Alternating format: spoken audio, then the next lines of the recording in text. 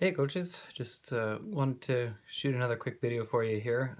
As I was planning my own practice, I thought it'd be a good little video to just go over some practice planning strategies that I use. And again, you don't have to use these, but just to give you some ideas um, as you plan your practices. Some of you have probably been doing this for a long time, so you have your format and you have your process, which is totally fine. So this is just maybe give you some other ideas or to help those who haven't done a lot of practice planning. So just as we look at my sheet here, I'm just gonna verbally go over that. So I'm pretty old school in that I like to still handwrite my practice plans out. There are a lot of online forms that you can use, which which are really great. And if that's the way you prefer to go, then by all means do that, because they're nice and clean. They're easy to make multiple copies of if you need to make multiple copies, and then to save them as well. So as you go along and coach, you might need to get your levels.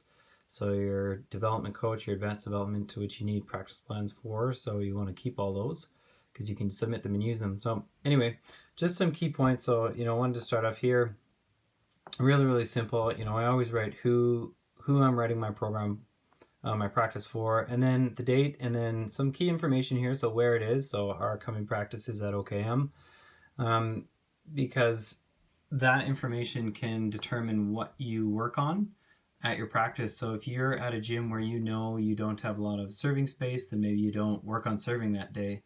Or if you have a low ceiling, maybe you don't work on defense or digging or something like that. You work on something else. So having the locations always a good reminder how long the practice is going to be, and then roughly how many players. So I have a few that aren't sure if they're going to make it today, so I know I'm going to have at least 7 and possibly up to 11. So this stuff really helps to determine if you're doing partner work or group work, how many you're going to have in partners or groups. And if you know that beforehand, it kind of makes the process a lot easier.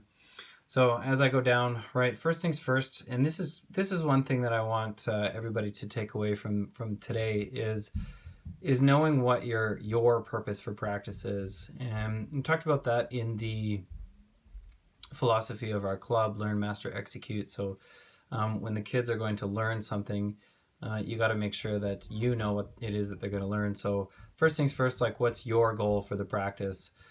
So the phrase that I want you to remember from today is tell it to him, teach it to him, tell him what you taught him. So that was a phrase that came to me from a strength and conditioning conference from a strength coach. He said, tell him what you're going to teach him, teach it to him, and then tell him what you taught him. So we're telling him what we're going to teach him today. So really quickly, I wrote down my goal.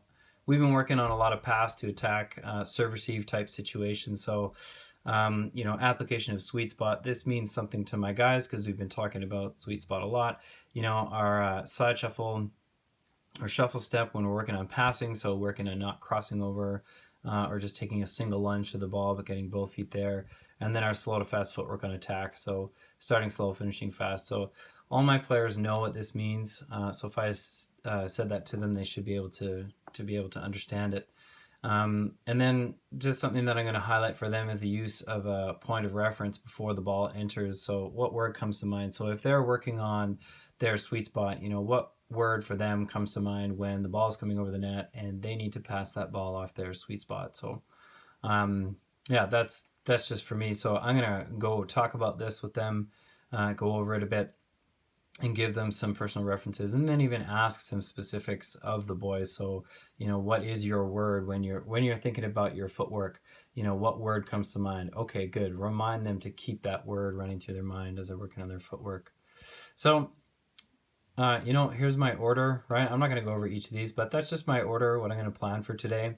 So, and then what I put in the last column here is roughly how long I'm going to spend on each drill, to give me context for how long we're going to be doing this. It's a little bit less than 2 hours because in here there's drink time, there is explanation time, there is question time, that kind of stuff. So I always plan probably I sort of know what I'm going to do with these guys, so it seems like I've underplanned. Usually if I'm introducing something new, I'll overplan and then cut back drills at the end, making sure that I start with something pretty simplistic here, and then progressing as we go through. So I'm not going to go over why I chose those drills or anything, but I just wanted to go over some of those specifics with you, just to sort of give you an idea of like, okay, here's a rough outline of how to plan a practice and some of those specifics. So remember, you want to tell them what you're going to teach them that practice, then you're going to teach it to them throughout the practice, and then at the end of practice, spend some time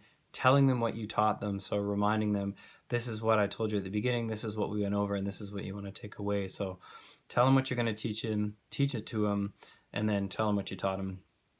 And then that way they'll really understand that process, and they can help you and then become more effective at practice. So hope this helps, coaches. Just